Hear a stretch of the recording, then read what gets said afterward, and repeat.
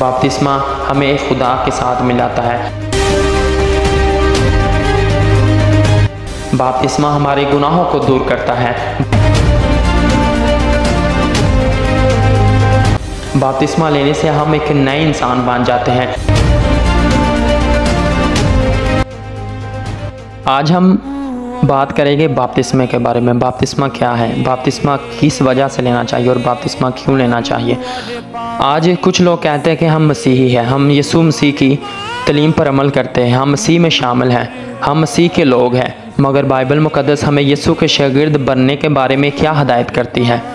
यीशु मसीह जब आसमान पर उठाए गए तो यीशु ने कहा, मत्ती की अंजील 28:19-20 में लिखा है, बस तुम जाकर सब कौमों को शागिर्द बनाओ और उनको बाप और बेटे और रूह कुद्दस के नाम से बपतिस्मा दो और उनको ये तालीम दो कि उन सब बातों पर अमल करे जिनका मैंने तुमको हुक्म दिया, और देखो मैं दुनिया के आखिर तक हमेशा तुम्हारे साथ हूँ। इसमें बाइबल मुक़द्दस हमें क्या सिखा रही है। बाइबल मुक़द्दस हमें बता रही है कि सबसे पहले हमने यीशु का शागिर्द बनना है और उसके बाद हमने बपतिस्मा लेना है और उसके बाद यीशु की बातों पर अमल करना है। आज कुछ लोग कहते हैं कि हम यीशु की बातों पर अमल करते हैं, हम झूठ नहीं बोलते, तकब्बर, नशाबाजी, ज़नाकारी, हरामकारी और हर बुरी बात से दूर रहते हैं, मगर उन्होंने बपतिस्मा नहीं लिया होता। इमाल की किताब 2 बाब 40 से 42 आयत में लिखा है, बस जिन लोगों ने उसका कलाम कबूल किया उन्होंने बपतिस्मा लिया और उसी रोज़ 3000 आदमियों के करीब उनमें मिल गए और ये रसूलों से तालीम पाने और रफ़ाकत रखने में और रोटी तोड़ने और दुआ करने में मशगूल रहे।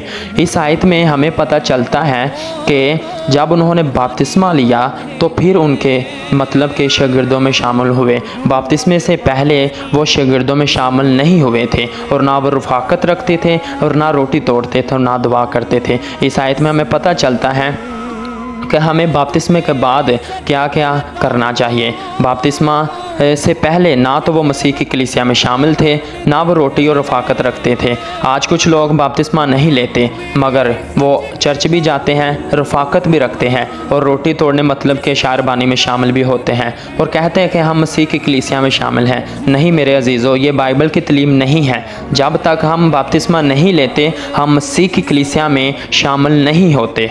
आज कुछ लोग कहते हैं कि बपतिस्मा किसी मिशन की तालीम है। बपतिस्मा किसी मिशन की नहीं बल्कि मसीह की तालीम है। आज जब हम बपतिस्मा लेते हैं तो मसीह की कलीसिया में शामिल होते हैं। आज बहुत सारे लोग इस दुनिया में हैं, 50-50 साल, 40-40 साल, 30-30 साल गुजार देते हैं मगर वो बपतिस्मा नहीं लेते और कहते हैं कि हम मसीह की कलीसिया में शामिल हैं, मसीह के लोग हैं। नहीं, ऐसा नहीं है। अगर हमें अमेरिका की फैसिलिटी चाहिए तो हमें उसकी नेशनलिटी मिलनी चाहिए, उसका शनाख्ती कार्ड, ID कार्ड लेना चाहिए। इसी तरह जब हम बपतिस्मा लेते हैं तो हम मसीह की कलीसिया में शामिल होते हैं।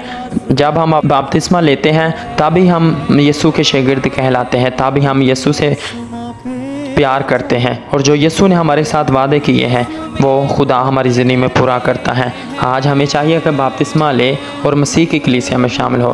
बपतिस्मा हमें खुदा के साथ मिलाता है। बपतिस्मा हमारे गुनाहों को दूर करता है। बपतिस्मा हमारे पापों को दूर करता है। बपतिस्मा लेने से हम एक नए इंसान बन जाते हैं। पौलुस रसूल कहता है, जो कोई मसीह में वो नया मखलूक है, पुरानी चीज़ें जाती रही, देखो सब नई हो गई।